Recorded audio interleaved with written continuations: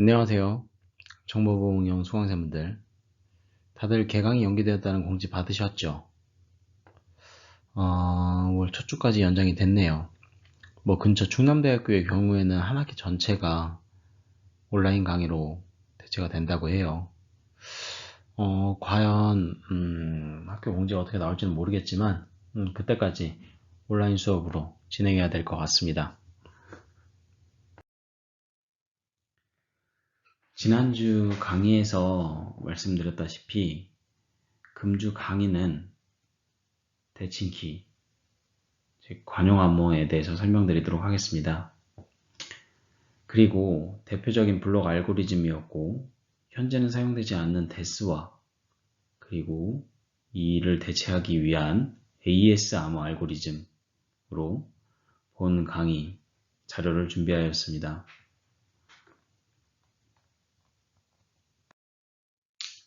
그럼 금주 강의 시작하도록 하겠습니다.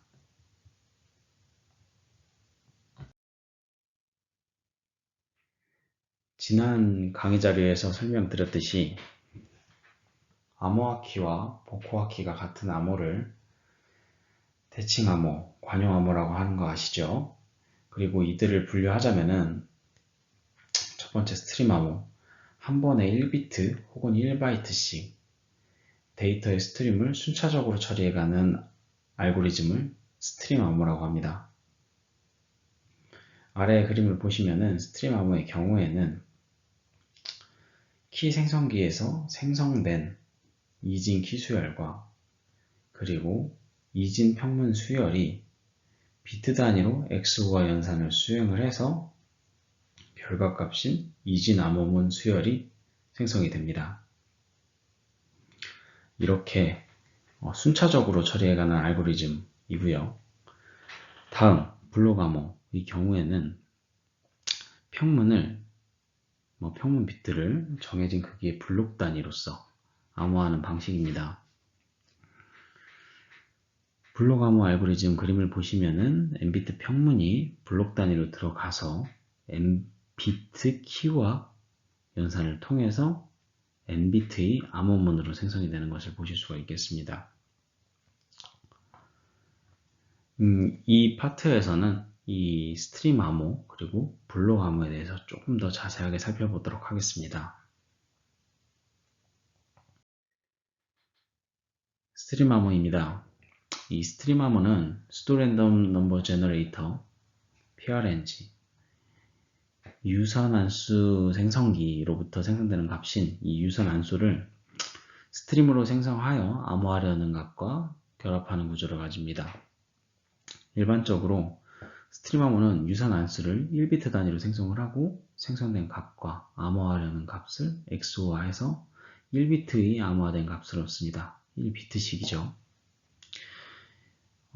고전 암호의 기타 암호 부분에서 OTP 설명드렸던 거 기억나시나요?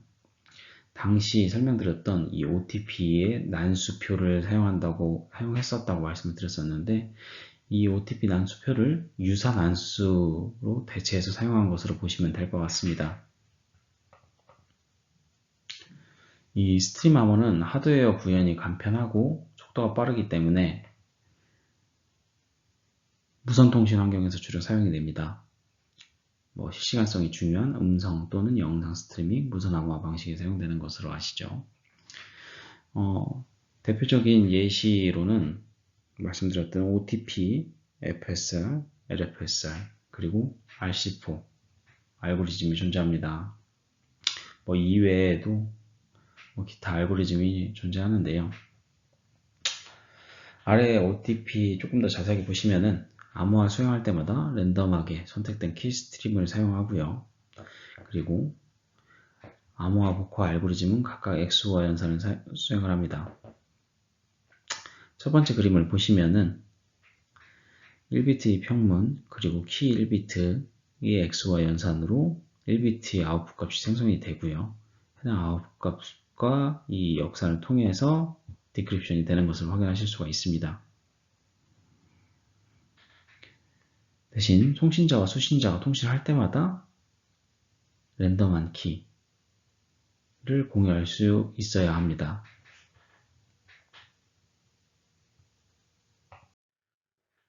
다음은 스트림 암호의 대표적인 알고리즘에 속하는 RC4 알고리즘에 대해서 설명드리도록 하겠습니다.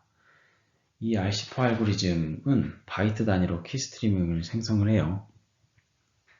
세부적으로 키 스트리밍을 생성하는 키 스케줄링 알고리즘 과정에서 이 이니셜 벡터, 아래 동작 방식 예시 보시면 되는데 이니셜 벡터와 그리고 키 값을 시드로 삼아서 키 스트리밍을 생성합니다. 이때 키 스트리밍을 만들기 위한 배열을 선언을 하고 이 해당 배열의 값을 무작위로 섞어서 키 스트리밍을 생성하게 됩니다. 키가 동일하다면은 이 해당 배열의 구성이 같겠죠. 여기서 도출된 키 스트림 또한 같아질 것이고 이를 이용해서 암호 코어를 사용하게 됩니다. 전송계층 보안, 즉 TLS나 그리고 WAP 등 여러 프로토콜에서 사용되었었는데요. 취약성이 발견되게 됩니다. 다수의 취약성이 발견되었는데 한 가지만 말씀드리자면은 생성된 키 스트리밍이 되게 편향된 상태로 나타나는 문제가 발생이 됐어요. 즉 다시 세부적으로 말씀드리자면 두 번째 바이트가 0이 될 확률이 높아지는데 이는 메시지를 암호화할 때 저희는 XOR 연산에 통한다는 것을 알고 있고 두 번째 바이트가 0이라면은 이 두 번째 바이트의 평문을 암호화한 이 두 번째 바이트에 대한 암호문 값이 제대로 암호화가 안 되었다는 이 취약성이 발견된 건데요.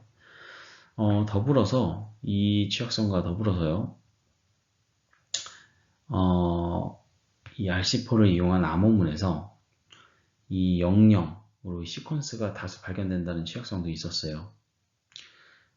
몇 가지 취약성이 더 있었는데 일단 이러한 이유들로 RC4를 이 TLS 전송계층 보안에서 사이퍼 소프트로 사용했던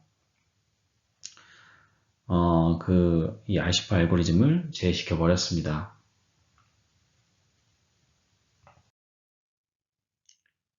다음은 이 RC4 취약점을 이용한 피해 발생 시나리오 시연 영상입니다. 먼저 피해자와 공격자가 있는데요. 피해자가 이 RC4 취약점이 있는 사이트에 접속하게 되고요. 공격자는 RC4 취약점을 이용해 자바스크립트를 삽입을 합니다. 그리고 공격자는 이 피해자의 통신을 계속 캡처하고 RC4 알고리즘 취약점을 이용해서 이 패킷을 복화를 하고요. 이후 쿠키 등을 복원해서 계정 탈취 등이 피해를 발생시키는 시나리오대로 진행이 됩니다. 영상 보고 가시겠습니다.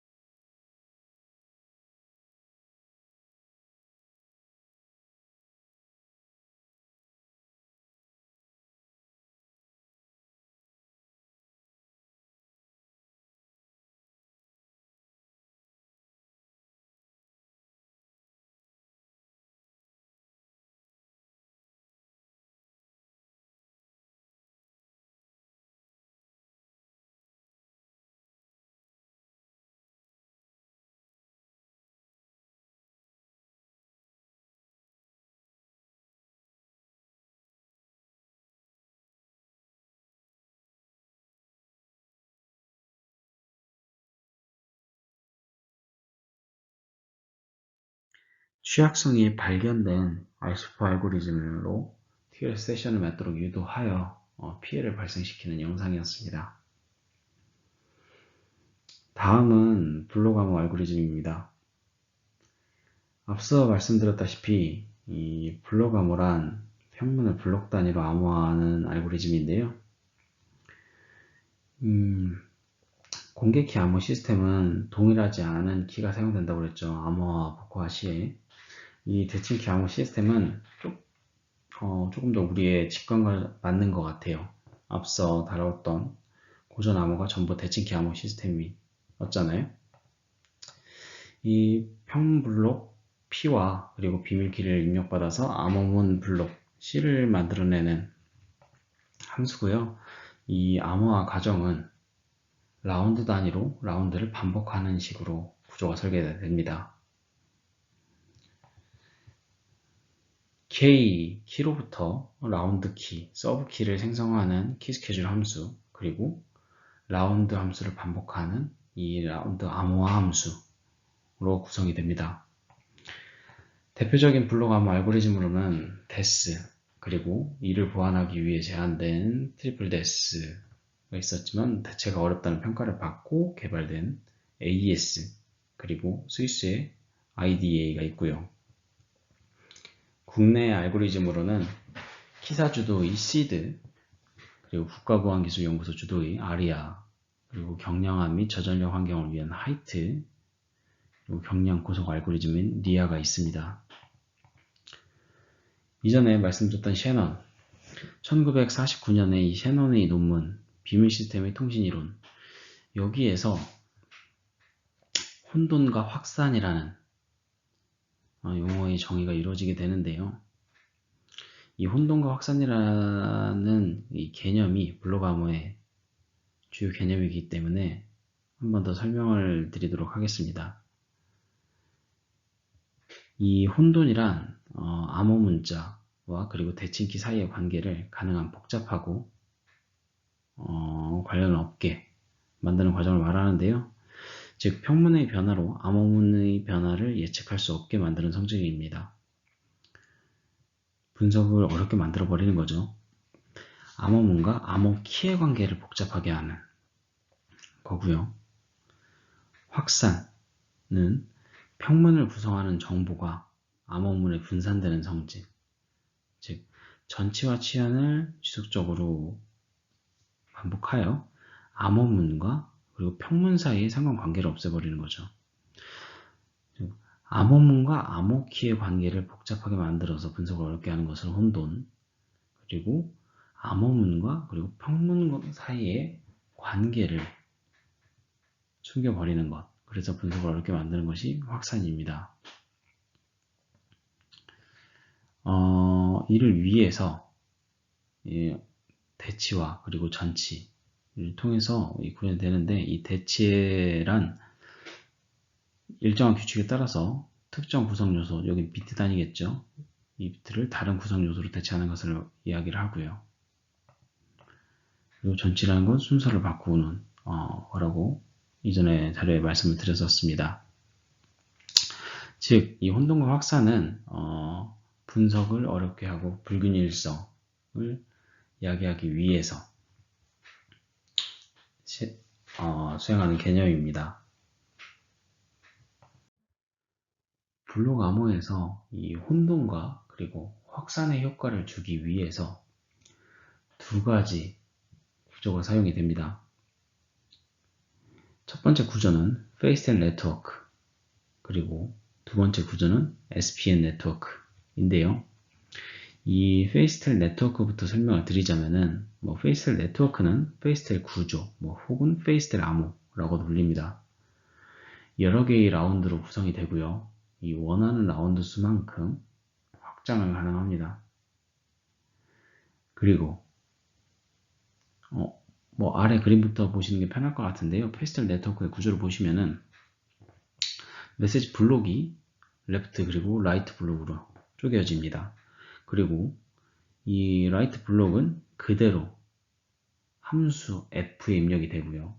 동시에 키도 입력이 되고, 이 레프트 같은 경우에는 이 f 함수의 출력값과 x우화를 하고 이 해당 레프트 값이 이후 라운드에서는 오른쪽 라이트로 그리고 초기 라이트 값은 레프트로 이동을 하여 또 다음 라운드를 계속적으로 반복을 하게 됩니다.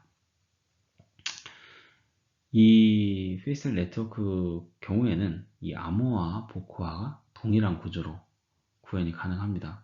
좌우 바꾸고 x우화하는 그 해당 과정이 반복되기 때문이죠. 대표적인 알고리즘으로는 이 데스 알고리즘 그리고 시드 알고리즘이 있습니다. 이 페이스텔 네트워크 구조의 경우에는 좌우로 뒤집어 가면서 연산을 하기 때문에 이 병렬 연산이 어렵고요. 말씀드렸듯이 암호화와 복호화 과정이 동일하기 때문에 별도의 복호화키가 필요 없다는 장점이 있습니다. 다음은 SPN 구조입니다. SPN, Substitution, 그리고 Permutation, 그리고 Network 각각의 약자를 떼어서 SPN이라고 부르고요. 대치와 치환을 반복하여 설계한 암호입니다. 앞서 말씀드렸던 페이스텔과는 다르게 이 암호화, 복호화를 그 다른 구조로서 설계를 해서 별도의 복호화 모듈을 구현을 해야 합니다. 이 SPN 구조 같은 경우는 이 SPN 구조의 1라운드가 페이스텔 구조의 2라운드와 같은 효과를 가져요. 이유가 무엇이냐?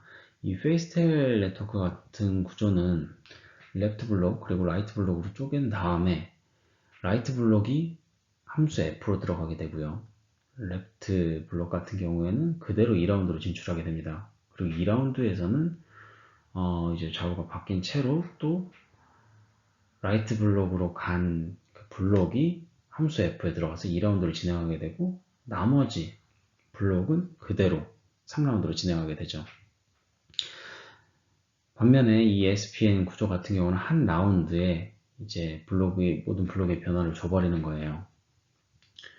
지금 페이스텔 구조에 비해서 동일한 컴퓨전 그리고 디퓨전을 절반의 연산으로 만족을 가능합니다.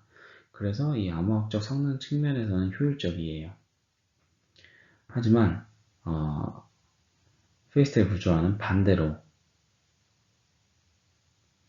이 복화 모듈을 구해야 한다는 단점이 있고요. 추가적으로 페이스텔 구조와는 반대로서 병렬 연산이 가능하다는 장점도 있습니다. 이 아래 SPN 구조 그림을 보시면요. 플레인 텍스트가 키 인서션 그러니까 라운드 펑션인 거죠. 라운드 함수에서 라운드 키가 인입되고 그리고 substitution 레이어 그리고 diffusion 레이어를 거쳐서 키 인서션 한 다음에 해당 과정이 라운드가 여러 번 반복되면서 사이퍼 텍스트가 생성이 됩니다. 세부적으로 말씀드리자면 입력을 여러 개의 블록 단위로 분할을 한 다음에 여기에도 키 인서션 과정이 있으니까 이 키 스케줄링의 과정이 있다는 거겠죠. 키 스케줄링을 통해서 생성한 라운드 키와 블록의 연산이 있고요. 그 다음에 이 각 블록이 substitution, 즉 S박스라고 불리는 이 X박스 과정에서 대체를 거치게 되고요. 이 대체한 결과를 permutation을 거쳐서 이 해당 과정이 지속적으로 라운드를 지속될 때마다 반복이 되게 됩니다. 대표적인 SPN 네트워크 구조로서는 AES 알고리즘 그리고 RE 알고리즘이 있습니다.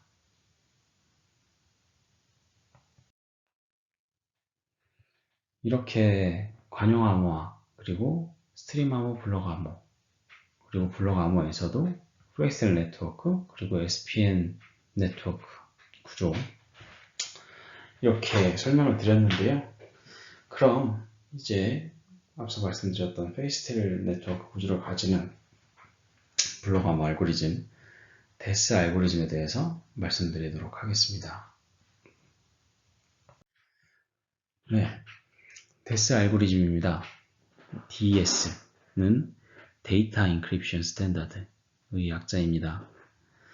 1977년 미국 상무성의 국립표준국 MBS에서 표준 암호 알고리즘을 채택돼서 2000년까지 미 연방정부의 표준 알고리즘으로 사용이 되었습니다. IBM이 제안했던 알고리즘, 초기에 제안했던 알고리즘 루시퍼에 기반하고요. 이 IBM이 원래 제안했었던 키 길이 그리고 내부 동작 메커니즘 일부가 교체되었습니다. 이때 이 NSA에서 데스 알고리즘 개발을 자문을 했었는데 IBM이 제안했던 키 길이가 128비트였는데 56비트로 축소를 하게끔 했었어요. 내부 동작 메커니즘도 교체를 하고요. 그런데 또 후문이 있는 게 이 NSA가 이 데스 과정 중에 S박스 뒤에 말씀드리겠지만 이 S박스가 포함되게 되는데 이 X박스에 근본 없는 연산을 했다는 이유로 NSA가 혹시 마스터키나 그리고 백도어를 만든 게 아니냐라는 의혹이 많이 붙긴 했었어요. 의혹인 거죠. 하지만 어쨌거나 저쨌거나 현재는 이 키 길이 때문에 안전하지가 않습니다. 아래 보시면은 이 56비트 키 길이는 현재 컴퓨터 환경에 비해서 컴퓨팅 파워에 비해서 너무 짧아서 취약합니다.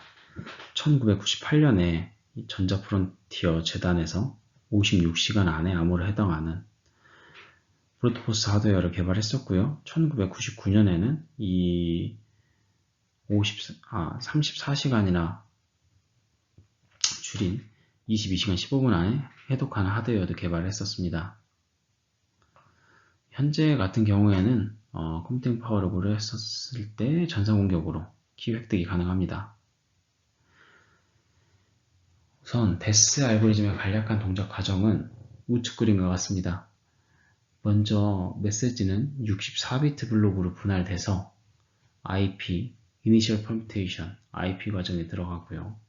그리고 페이스텔 구조의 입력대로 좌측과 우측 비트열을 분리해서 라운드 연산을 진행을 하게 됩니다. 라운드 16라운드까지 진행되게 되고요. 이때 입력되는 56비트의 키는 키 스케줄링 알고리즘을 통해서 56비트가 48비트로 변환이 되고 이 값이 라운드 연산 때 입력으로 포함되는 겁니다. 이 해당 라운드가 16라운드를 거쳐 출력까지 이어지게 되는데 이 이후에 데스 알고리즘의 세부 과정으로 들어가 보도록 하겠습니다.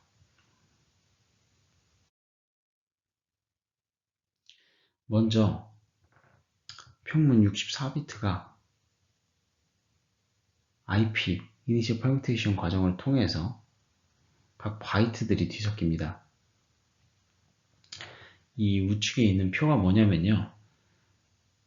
그러니까 비트에 대해서 넘버링을 했던 거예요.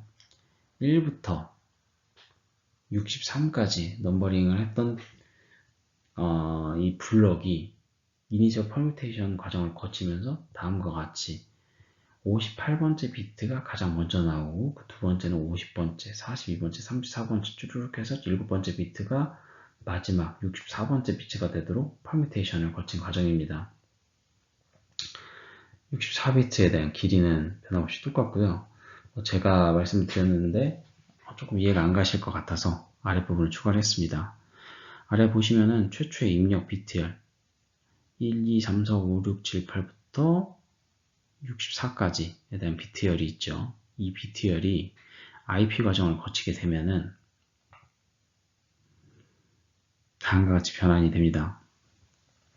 58번째 비트가 가장 먼저 나오게 되죠. 앞서 말씀드렸던 스테이트 테이블을 따라서요.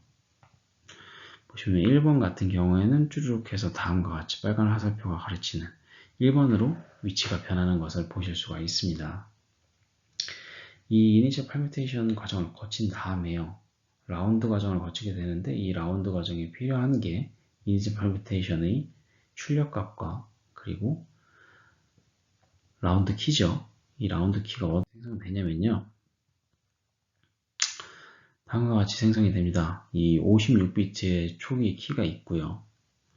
이 56비트의 키가 다음과 같이 permutation choice 1 과정을 거치게 됩니다.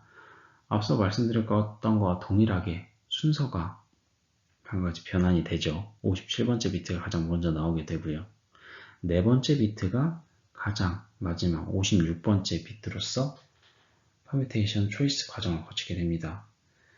근데 이 PC1 permutation choice 1 과정만 거치는 게 아니라 48비트로서 변환이 돼서 라운드 1 각 라운드에 입력이 됩니다.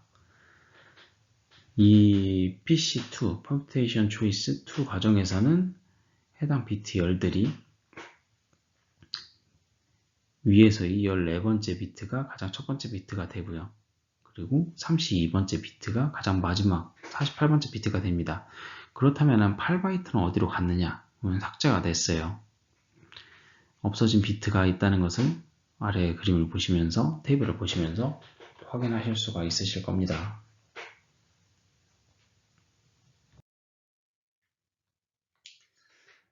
네, 다음은 이제 키 생성까지 완료가 됐죠. 그 다음에는 이 키와 그리고 IP의 출력값이 라운드 1에 들어가게 됩니다. 이 한 라운드는 오른쪽 그림과 같이 구성이 돼요. 페이스텔 구조이기 때문에 앞서 페이스텔 구조의 구조에서 설명을 드렸던 그림과 유사하죠. 일단 라운드 키는 앞선 페이지에서 설명을 드려서 생성이 됐어요. 48비트짜리가 생성이 됐고요. 그 다음에 페이스텔 구조에 따라서 왼쪽 비트열 그리고 오른쪽 비트열이 나누어서 연산이 진행됩니다.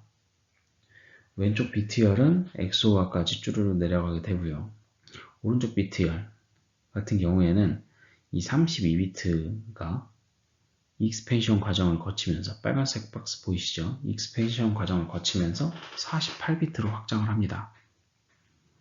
그리고 라운드 키와의 XOR 연산을 통해서 6비트씩 나뉘어서 S박스 1부터 X박스 8까지 들어가게 되고 이로부터 나왔던 출력값이 32비트로서 퍼뮤테이션 과정을 거치게 되고 이 퍼뮤테이션의 과정에서 나온 아웃풋값 32비트와 초기 레프트 왼쪽 비트열과 XOR 연산을 통해서 값이 출력이 되는데요.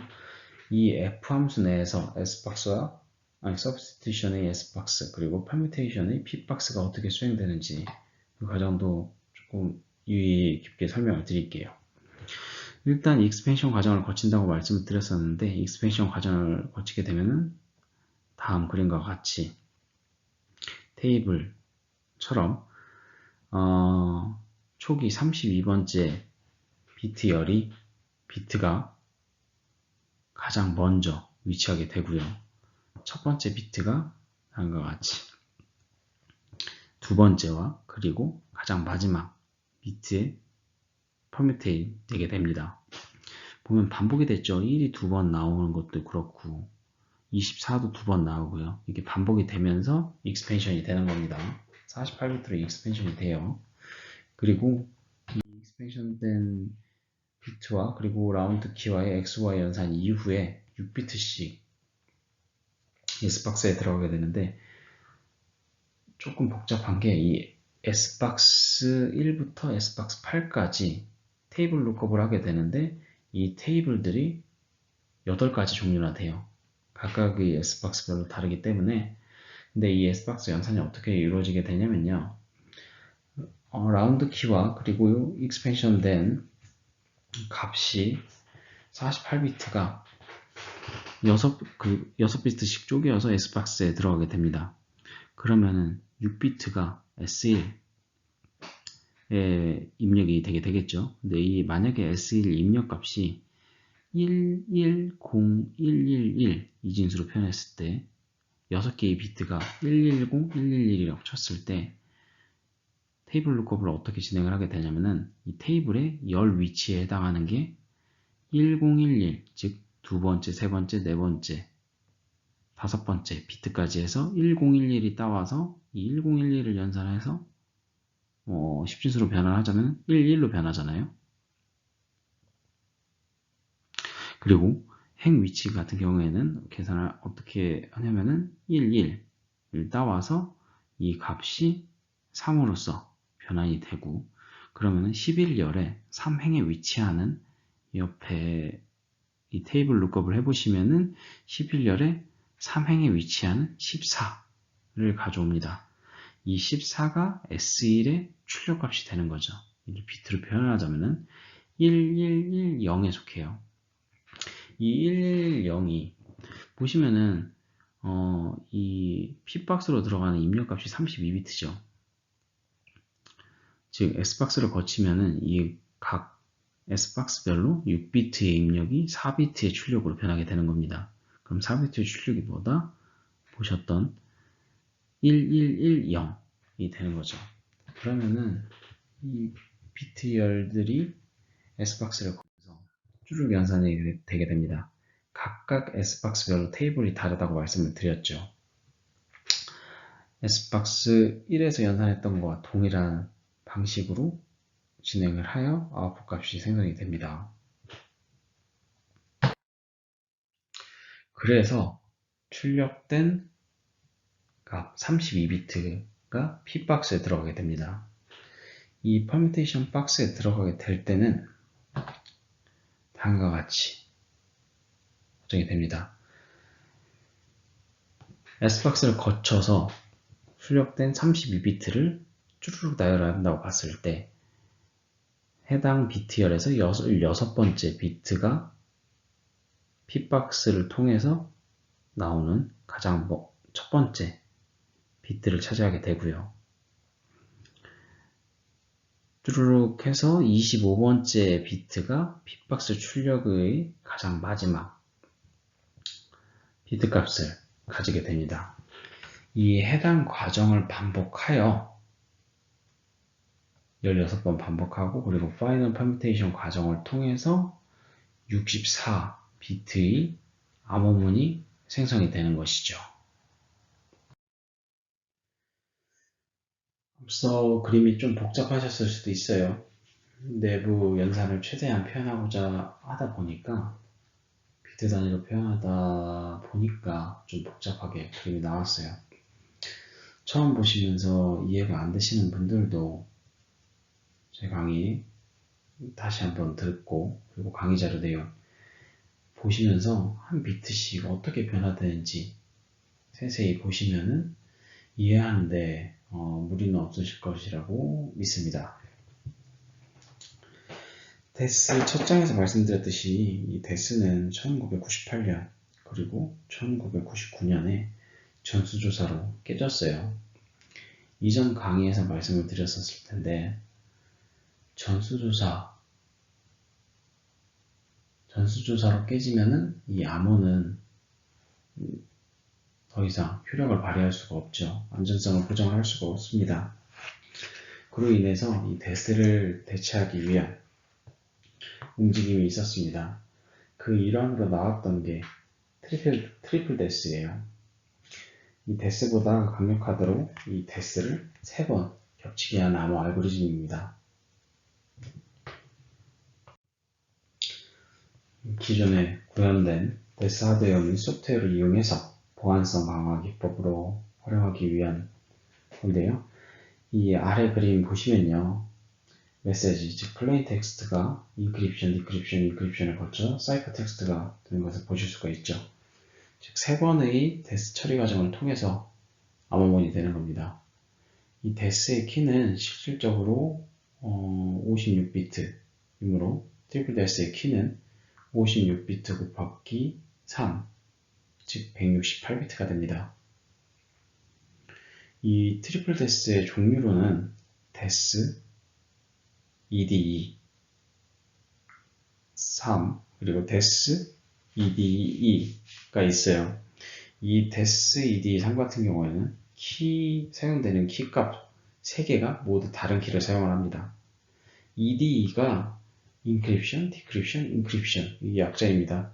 그래서 암호화와 그리고 복호화와 그리고 암호화를 수행을 하는 거고요. 이 데스 ED2 같은 경우에는 첫 번째 인크립션에 사용되는 키와 그리고 마지막 인크립션에 사용되는 키를 같은 키를 사용을 하고 중간에 두 번째 디크립션을 하는 키가 다른 키를 사용을 하여서 암호화, 복호화, 암호화를 수행을 하는 알고리즘입니다.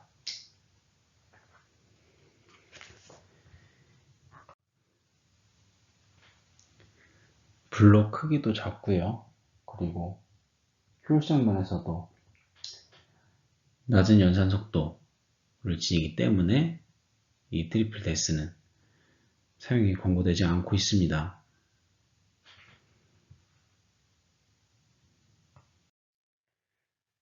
다음은 데스 이후 대칭 암호의 새로운 표준인 AES에 대해서 말씀드리도록 하겠습니다.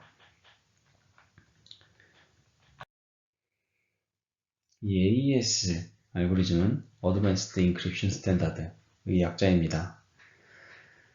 데스를 대신할 새로운 표준 대칭 암호 알고리즘으로서 전 세계에서 많이 사용되고 있어요.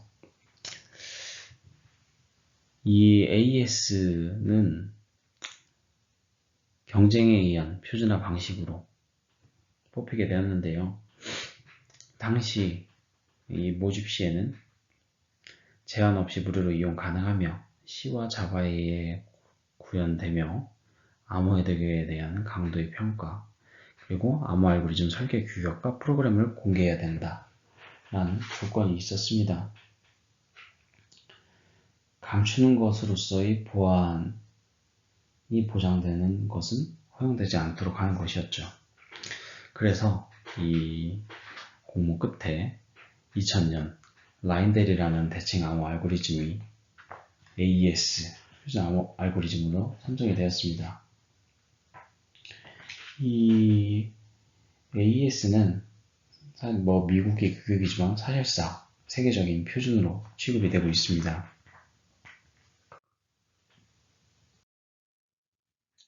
이 라인델은 벨기에 연구자 존 데몬 그리고 빈센트 리만이 설계한 블록 암호 알고리즘으로서 블록의 길이는 64비트인 데스와 다르게 2배인 128비트를 지닙니다. 그리고 암호 키 길이는 128비트 그리고 192비트, 256비트를 지닙니다. AES-128, AES-192, AES-256으로 불리고 있습니다. 이 라인델의 암호화, 복호화 같은 경우는 이 AES가 SPN 구조를 따른다고 했죠. 복수의 라운드로 구성이 되고 이 SPN 구조에 따라서 서브바이트, 시프트로, 믹스 컬럼, 애드 라운드 키 이 과정을 반복하게 됩니다. 이 아래 오른쪽 그림을 보시면은 최초의 입력 메시지들이 블록 단위로 128비트 단위로 분할이 된 이후에 그 128비트짜리는 16바이트로 분할이 되어서 S박스에 들어가게 됩니다. 바이트 단위로 이 S박스에서 취환이 이루어지게 되고 이 취환이 이루어지게 된 다음에 로우에 대한 시프트 변화를 진행을 하게 됩니다. 행변화를 하게 되고 믹스 컬럼에서는 또 열을 다시 한번 섞어줌으로써 거기에 라운드 키와의 XY 연산을 통해서 출력, 128비트의 출력을 내게 되는 것입니다. 이 AES 같은 경우에는 다양한 플랫폼에 사용되고 사용이 권장되는 블록 암호 알고리즘입니다. 그리고 이전에 블록 암호 소개 페이지에서 말씀드렸듯이 암호화 그리고 복호화 부분에서는 따로 복호화 연산이 필요하게 됩니다. 보시면은 인버스 믹스 컬럼이 있고요. 인버스 시프트 로우 그리고 인버스 서바이트가 있게 됩니다. 그러면은 이 데스 알고리즘과 마찬가지로 조금 더 세부적으로 설명을 드리도록 할게요.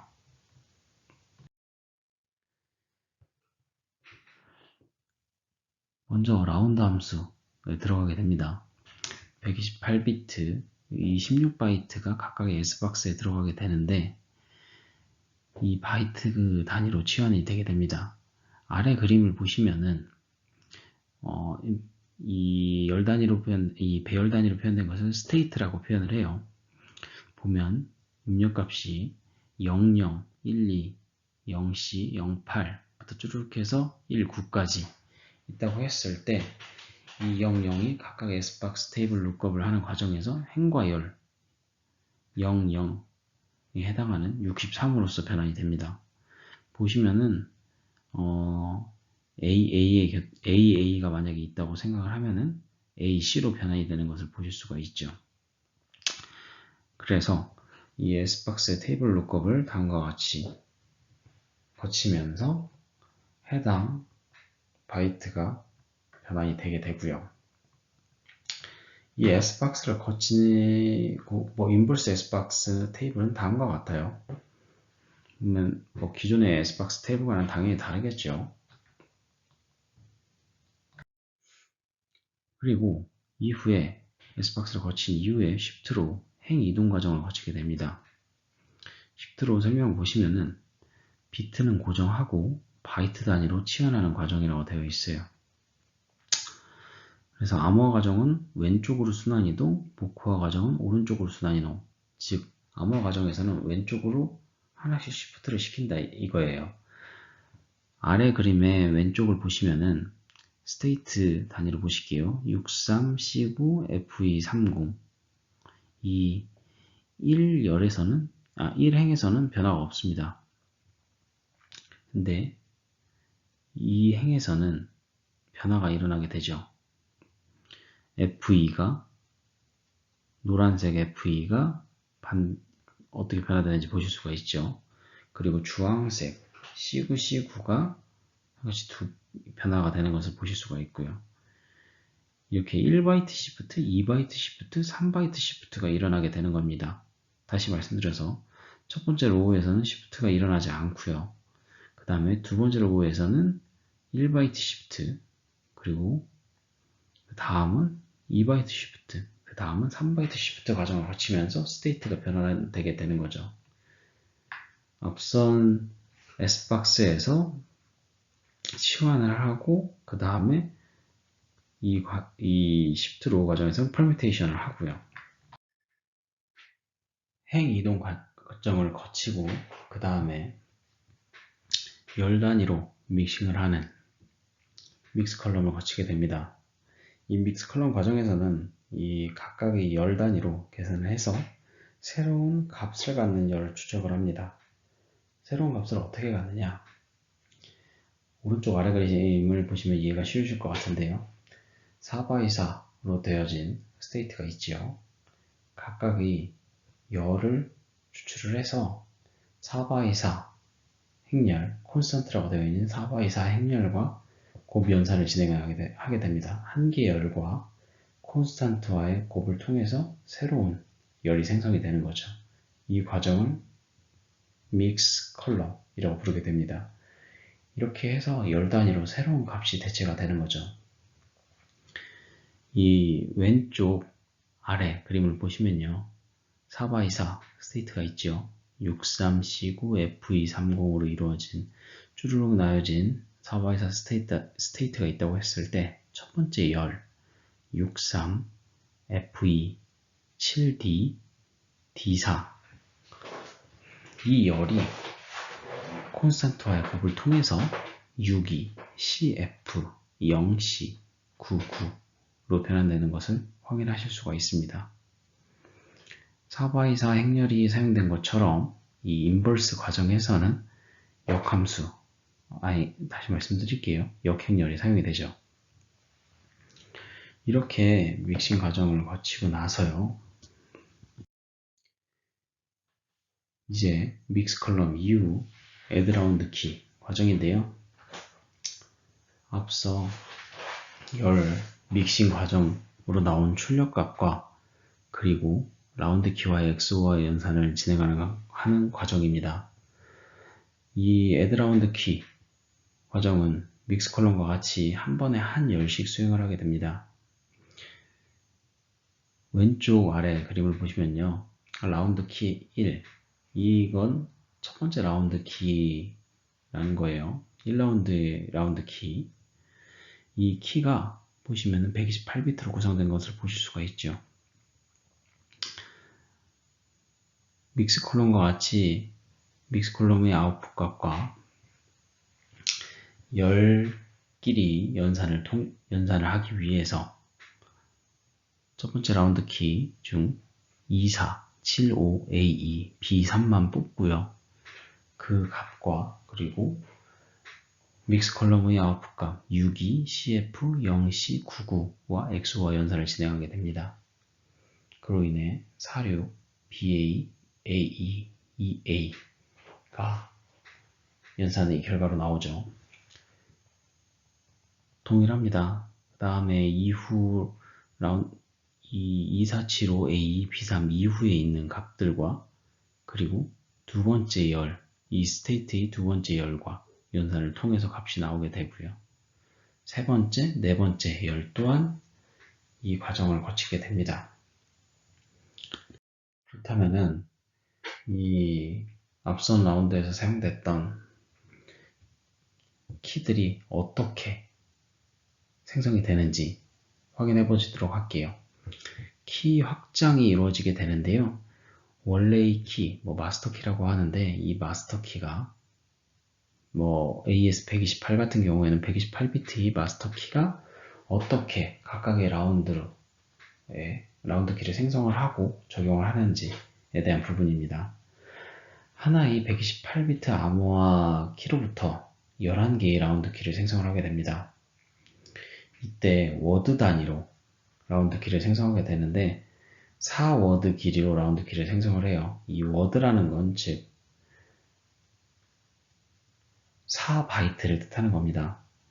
그러면 한 개의 라운드 키는 4개의 워드 그리고 16바이트 길이를 갖죠. 근데 이 라운드 키들은 최초의 마스터 키로부터 생성이 돼요. 이 라운드 키 같은 경우에는 오른쪽 그림에서 보시면은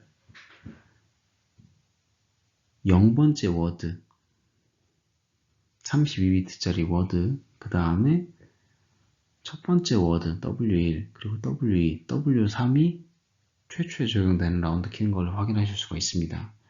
그러면은 이 W0부터 따라가 보면은 W0과 이 T4와의 XO와 연산을 통해서 W4가 생성이 되죠. 이 쭈룩 연쇄적으로 해서 W43까지 생성이 되는데 그럼 T4는 무엇이냐? 이 왼쪽에 있는 그림에서 확인하실 수가 있죠. WI-1 그리고 워드 단위 로테이션 그리고 워드 단위로 서브스티튜션을 통해서 이 TI 값이 생성되는 것을 확인하실 수가 있습니다. 이 아래의 예시를 보시면은 i가 4고 그러니까 T4를 말하는 거죠. T4는 어떻게 연산되느냐? W3이 13, AA, 54, 87일 때 이 T4 같은 경우에는 서브 워드 그 안에 로테이션 워드 W3 이 연산을 진행을 하고 그 다음에 XO와 알콘 연산을 수행합니다. 이 로테이션 워드는 쉽죠. 하나씩 밀려서 로테이션을 해서 1, 3은 제일 뒤로 가고 AA가 제일 앞으로 옵니다. 그러면은 AA 54, 87, 13 그 연산 결과값에 substitution word를 진행을 하게 되면은 SBox처럼 진행을 하시면 돼요. 앞선 페이지에서 AA가 AC로 대응되는 것을 확인하셨어요. 그래서 AA는 AC로 그리고 나머지 값들도 SBox에 따라서 대응을 하게 됩니다. 그러면은 이 알콘 값은 컨스탄트 값이에요. 고정이 되어 있어요.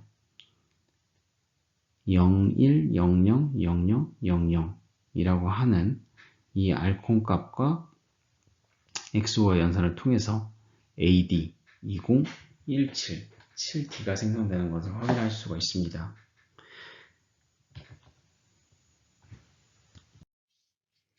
그러면 알콘 값은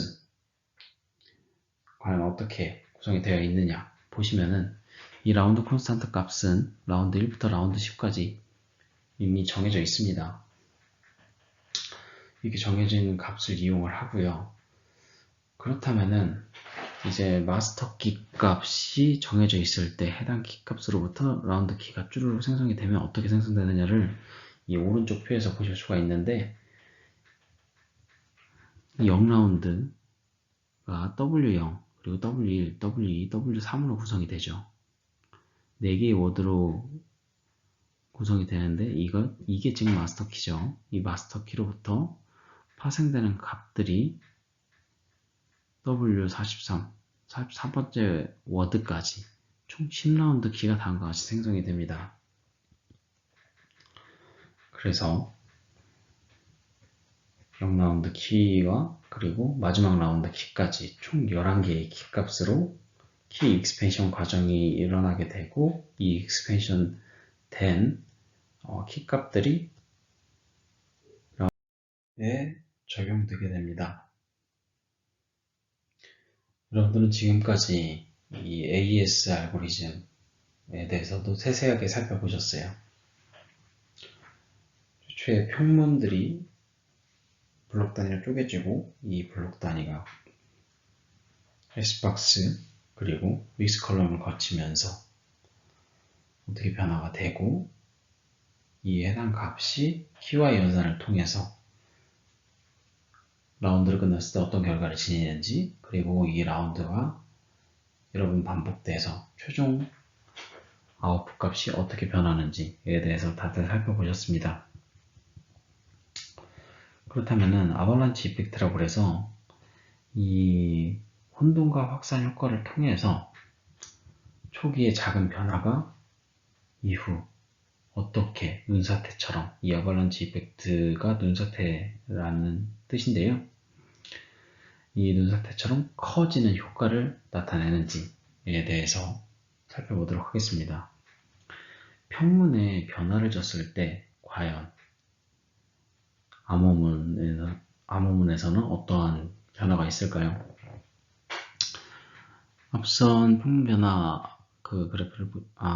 도표를 보시면은 1비트의 변화를 줬어요. 평문에 1비트 변화를 주면은 10라운드째는 58비트의 변화가 생기는 것을 보실 수가 있죠. 확산되는 것을 보실 수가 있고요. 1비트의 키값의 변화를 줬을 때 10라운드까지 가면서 53비트나 변화가 눈사태처럼 커지는 것을 보실 수가 있죠. 셰논이 제시한 혼돈과 확산 개념으로 인해서 이 아발란치 이펙트처럼 암호문의 분석을 어렵게 만든다는 점을 확인하실 수가 있었습니다. 오늘 강의는 여기까지입니다. 오늘은 이전에 다른 날보다도 조금 더 심화된 개념으로 조금 더 자세하게 말씀을 드렸어요. 아마 한번 보시고 이해하시는 분들은 그렇게 많지는 않으실 거라는 생각이 듭니다. 그래서 여러분들 제 발표 자료도 올려드리니까요. 이 발표 자료 보시고 강의를 보시면서 한 2번 정도 직접 손수 계산하시는 것이 여러분들의 것으로 만드는 좋은 지름길일 것이라고 생각됩니다. 그럼 이번 오랜 시간 고생 많으셨습니다. 한 주 동안 고생하셨고요. 다음 주에 뵙도록 하겠습니다. 감사합니다.